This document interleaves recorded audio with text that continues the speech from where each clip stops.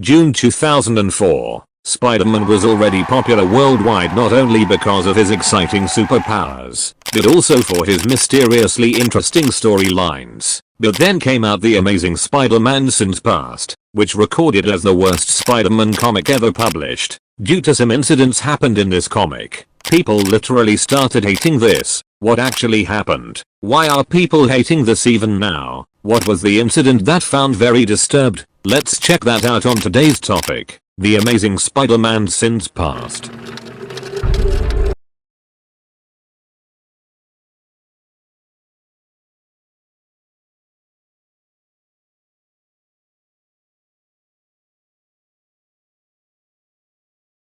Returning home after getting part in a play, MJ, Peter and Aunt May sits in for a dinner party, but not too soon Aunt May gets a letter and calls Peter Parker in, an old letter from Gwen. Looking at the letter, Peter couldn't stop the haunting thoughts of how he was not able to save Gwen from dying. Peter opens the letter from couple of years ago, something about apologizing to Peter about what she had done which she shouldn't have, just one page and nothing more, which left Peter puzzled. Later that night, when Peter went to Gwen's grave, thinking about what is that thing which she did not talk about, which resulted her to apologize by a letter, suddenly a masked man and a woman attacked Peter, saying, "How does it feel knowing that you're going to die alone?" However, Peter managed to escape, but he knew something wasn't right, and that this time somebody is after both Spider-Man and Peter Parker. Next night, Peter gets another mail with two photos in it, one a girl talking with MJ, and another is Aunt May taking help from a stranger,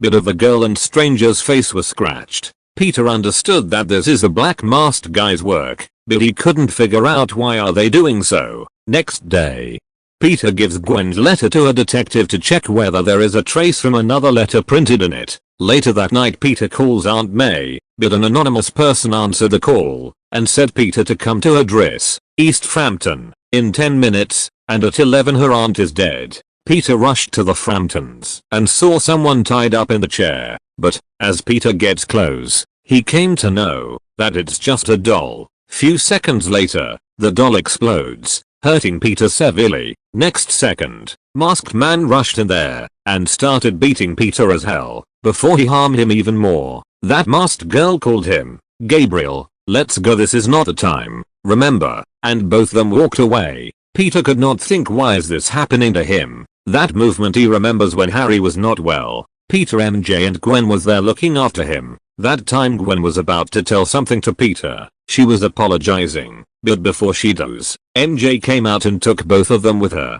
and after couple of hours Goblin killed Gwen. And Peter never knew what she was going to tell her. Peter was broke, thinking what is that he did to suffer all these happening him. He got up and met detective to see if he'd got anything about the letter trace, and luckily yes, the letter was not completely recovered, but he got some words, which Gwen wrote him, about her pregnancy, and her kids, named Gabriel and Sarah. Peter's hands trembled. He was so sure that they did made up anything to have kids. Then how did this happen? Is there anyone else Gwen had slept with? And he was assured of that attack made was none other than Gwen's children. He was in grief, but he wanted no time to be wasted. He wanted to find out who is the father of those kids. He arrives at Gwen's grave, apologized her for doing this, cause he knew there is no other choice. Peter stabbed the coffin and took her DNA sample and went to lab to figure out the DNA. Not too late, Sarah appears. Again, a brutal fight between them. Accidentally Peter removes her mask, and that movement, he felt like Gwen herself is in front of him. Sarah looked exactly like Gwen. Then Gabriel came in, trying to kill Peter, but Sarah stops him, because now she knew that he is not their father, because if he was, he would test his own DNA, but he didn't even think of that. Both of them spared Peter that time. Peter runs to MJ to find whether she did know anything about this, and when he asked her, she said yes, she knew who was the real father of those kids are.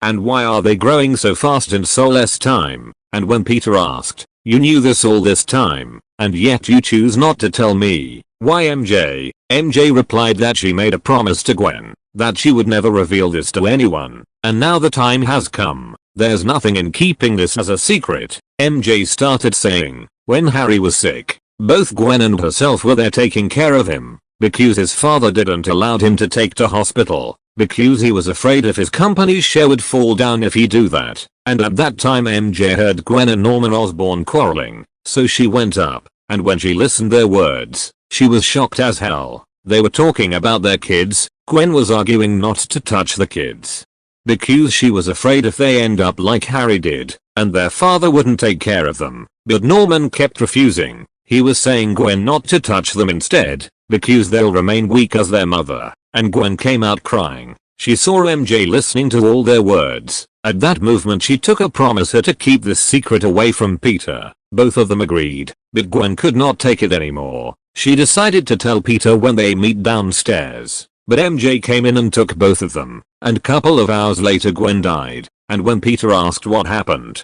did she went willingly, or did Norman force her to sleep with her, or were they having an affair? And MJ explained everything as Gwen told her. When she asked her the same question, and she said, she went to see him 7 months earlier for something else, and then he was broken, he was sad. Norman was depressed, and she didn't intended this to happen, but she felt something strong inside him that dragged her there. She felt magnetism and loneliness he had, and this is where fans messed up, like literally. How can she do that? If Norman was a hypnotizing man, why her? He should have banged anyone else.